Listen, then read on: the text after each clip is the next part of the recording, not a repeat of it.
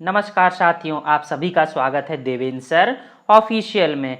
और हम हर रोज की तरह सबसे पहले सिर्फ 10 मिनट में आप सभी के लिए लेकर आए हैं 4 अप्रैल 2020 के करंट अफेयर्स। अगर आपको मेरे वीडियोस पसंद हैं तो प्लीज़ लाइक करें, शेयर करें और सब्सक्राइब ज़रूर करें। चलिए हम चलते हैं अपने आज के पहले महत्वपूर्ण प्रश्न की तरफ। आज का हमारा पहला प्रश्न है कि साइकिल के उपयोग को बढ़ावा देने के लिए वर्ल्ड बाइसिकल डे यानी विश्व साइकिल दिवस कब मनाया जाता है? तो 3 जून को मनाया जाता है विश्व साइकिल दिवस। देखिए, दुनिया भर में सतत विकास को बढ़ावा देने के एक साधन के रूप में साइकिल को देखा जाता है। संयुक्त राष्ट्र दिवस या संयुक्त राष्ट्र के द्वारा ये मनाया जाता है।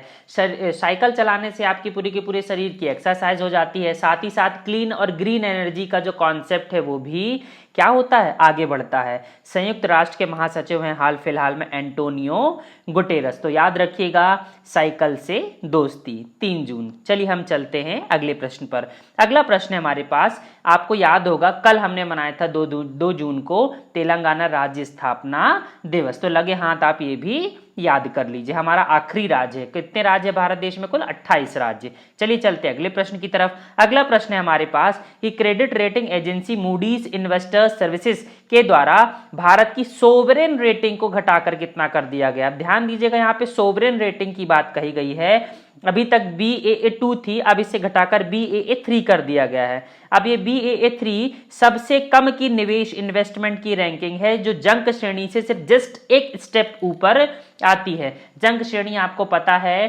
पाकिस्तान के लिए, जिसका हम जिक्र बार बार करते हैं कि इन्हें डिफॉल्ट श्रेणी में कर देना चाहिए। डिफॉल्ट का मतलब है एक बार लोन देने के बाद वह क्या है, वह देश अपना लोन चुकता नहीं कर पाएगा। अब यह सोवरेन रेटिंग क्या है? किसी भी देश या संप्रभु इकाई की साख के स्वतंत्र विश्लेषण अर्थात भविष्य में अपनी देनदारियों को चुकाने की क्षमता को दर्शाती है। क्या? Sovereign credit rating. किसके द्वारा? मूडीज के द्वारा। आपको याद होगा लास्ट ईयर के लिए मूडीज ने कहा था, अनुमानित किया था कि 0% भारत की ग्रोथ रेट रहेगी। उसके बारे में फिर से बताया है किसने? मूडीज ने कहा है कि वित्त वर्ष 2021 में भारत की वास्तविक जीडीपी दर 4% तक नेगेटिव रहेगी और जस्ट नेक्स्ट ईयर मतलब फाइनेंशियल 2022 में यह 8.7% की अच्छी खासी ग्रोथ रेट प्राप्त कर लेगी। तो याद रखिएगा 0%, 4% और 8.7%। क्या? मूडीज और BAA3। हम चलते हैं अगले प्रश्न की तरफ। हमारे पास अगला प्रश्न है, इलेक्ट्रॉनिक सामानों, कपड़ों, PPE किट सहित विभिन्न प्रकार की सामग्रियों को कीटाणु रहित करने के लिए DRDO के द्वारा क्या विकसित किया गया है? तो DRDO के द्वारा एक यूनिट का निर्माण किया गया, कीटाणु शोधन इकाई का निर्माण किया गया, जिसका नाम है अल्ट्रा स्वच्छ। मैं फिर से रिपीट कर रहा हूं, अल्ट्रा स्वच्छ। ये इंटरनेशनल स्टैंडर्ड है, उन्हीं के अनुरूप इसे विकसित किया गया है। 2 वेरिएंट इसके जारी किए गए हैं, ओजोनेटेड स्पेस और त्रिनेत टेक्नोलॉजी। 2 टेक्निक में उपलब्ध है। DRDO के अध्यक्ष आपको पता है G सतीश रेड्डी, और इसका जो मुख्यालय है वो कहां पर है? नई दिल्ली में है। आप दोनों अल्ट्रा स्वच्छ मशीनों को आप अपने सामने देख सकते हैं। ऊपर लिखा भी हुआ है, देखिए, अल्ट्रा स्वच्छ, है ना। और DRDO का जो मूल वाक्य है वो आप याद रखिएगा, कई पेपर में पूछा जा चुका है, बलस्य मूलम विज्ञानम। आप लोगों देख सकते हैं। अगला प्रश्न है हमारे पास कि इंडियन एनर्जी एक्सचेंज के द्वारा अपने प्लेटफॉर्म पर रियल टाइम इलेक्ट्रिसिटी मार्केट को लॉन्च किया गया है। यह कब से प्रभावी होगा? तो ये भाई 1 जून 2020 से प्रभावी होगा। अब देखिए, RTM बिजली के बाजार को आधे घंटे की नीलामी के माध्यम से व्यापार को सक्षम और गतिशील बनाएगा और एक दिन में 48 नीलामी के सत्र आयोजित किए जाएंगे इस क्या? रियल टाइम इलेक्ट्रिसिटी मार्केट के द्वारा। तो यह भी क्या है? महत्वपूर्ण हो जाता है। अगर आप विशेषताएं चाहते हैं तो स्क्रीन पर पढ़ लीजिए। अगला प्रश्न है हमारे पास कि राष्ट्रीय विज्ञान प्रौद्योगिकी एवं नवाचार नीति, बहुत महत्वपूर्ण है ये, science technology and innovation policy STIP 2020 Bharat सरकार के द्वारा स्वीकार कर ली गई है। किस नंबर की नीति है? तो भाई यह टेक्नोलॉजी और इनोवेशन से संबंधित 5वीं नीति है और भारत देश के प्रधान वैज्ञानिक सलाहकार के कार्यालय और विज्ञान और प्रौद्योगिकी विभाग दोनों की तरफ से संयुक्त रूप से क्या करी गई है? भारतीय जनता के समक्ष रखी गई है। 4 ट्रैक इसके महत्वपूर्ण बताए गए हैं, अगर आप चाहते हैं तो स्क्रीन में पढ़ लीजिए। याद रखिएगा मैं इतना डिटेल में इसलिए लिखता हूं ताकि यूपीएससी के क्वेश्चंस भी इस करंट अफेयर से आ जाएं। जो वनडे एग्जाम देते हैं बच्चे उनसे तो सिर्फ सीधा सीधा क्वेश्चन पूछ लिया जाएगा, यही कि कौन से नंबर की नीति है, तो 5वें नंबर की नीति है। कभी कभी एसटीपीआई का फुल फॉर्म भी पूछ सकते हैं कि साइंस टेक्नोलॉजी एंड इनोवेशन नीति।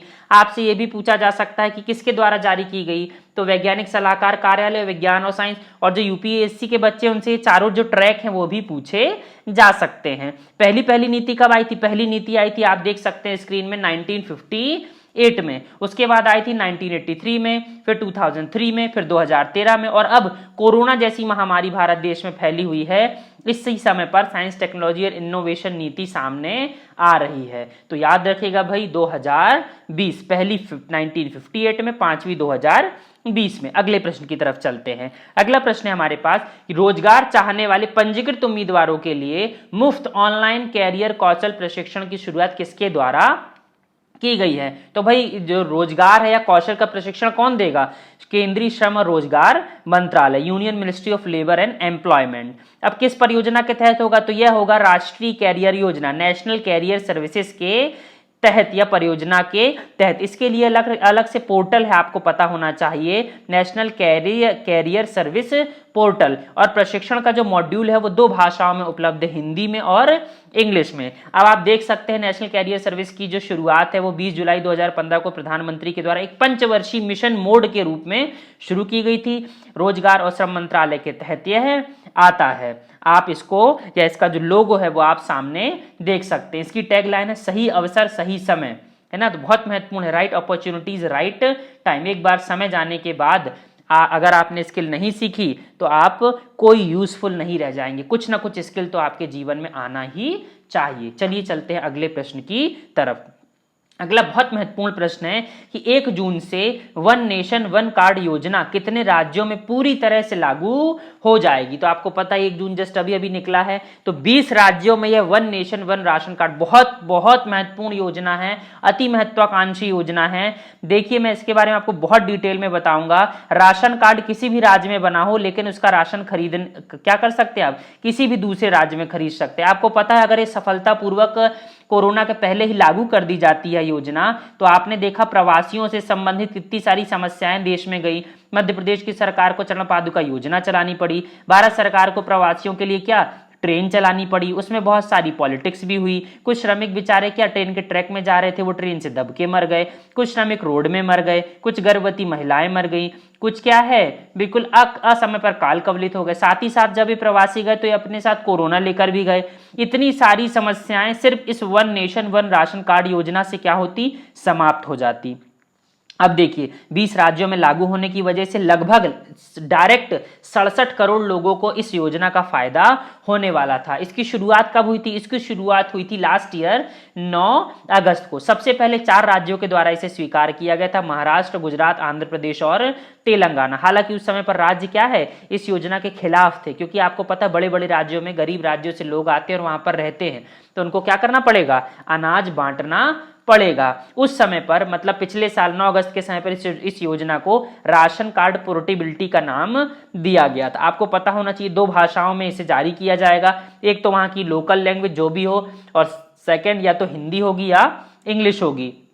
आपको यह भी पता होना चाहिए कि राष्ट्रीय खाद्य सुरक्षा अधिनियम 2013 के अनुसार 81 करोड़, देखिए आप देखिए नंबर देखिए, 81 करोड़ लोगों को पब्लिक डिस्ट्रीब्यूशन सिस्टम जो जन वितरण प्रणाली है जिसके तहत राशन की दुकानें आती हैं, इसमें 3 रुपए किलो चावल दिया जाता है, 2 रुपए किलो गेहूं दिया जाता है और 1 रुपए किलो मोटा अनाज दिया जाता है। एसएससी में क्वेश्चन बन चुका है कितने रुपए किलो चावल, कितने रुपए किलो गेहूं और कितने रुपए किलो अनाज। इसे मैंने पीएससी के पेपर में भी बहुत सारे राज्यों के देखा है कि कितने रुपए क्या क्या दिया जाता है। तो 3-2-1 चावल गेहूं और मोटा अनाज, याद रख लीजिए 3-2-1 चावल गेहूं और मोटा अनाज। कुछ कुछ राज्य इसको भी और भी कम कर देते हैं, जैसे किसी किसी राज्य में चावल को 1 रुपए किलो दिया जाता है, तो यह भी प्रश्न बन जाता है। याद रखिएगा बहुत महत्वपूर्ण है one nation one ration card योजना। हमारा अगला प्रश्न है कि ब्रिटेन में भारत के अगले उच्चायुक्त कौन बने हैं? तो गायत्री आर कुमार बनी है 1986 बैच की आईएएस अधिकारी, स्क्रीन में आप देख सकते हैं। इंग्लैंड बहुत महत्वपूर्ण देश बन जाता है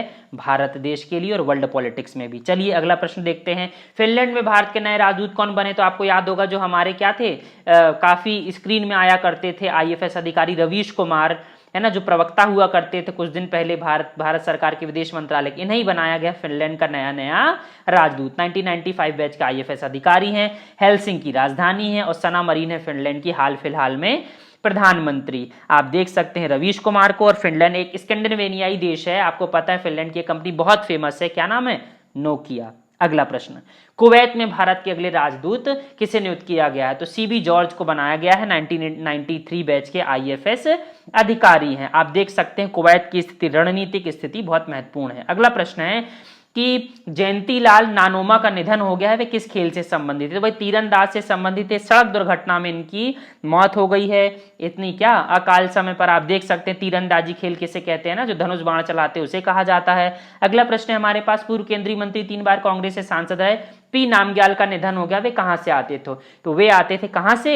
लद्दाख से। कांग्रेस के बहुत दिग्गज नेता कहलाते थे जम्मू और कश्मीर से। लद्दाख को आप देख सकते हैं। अतः अगर आपको वीडियोस पसंद हैं तो प्लीज लाइक करें, शेयर करें, सब्सक्राइब करें और शेयर करना ना भूलें। धन्यवाद।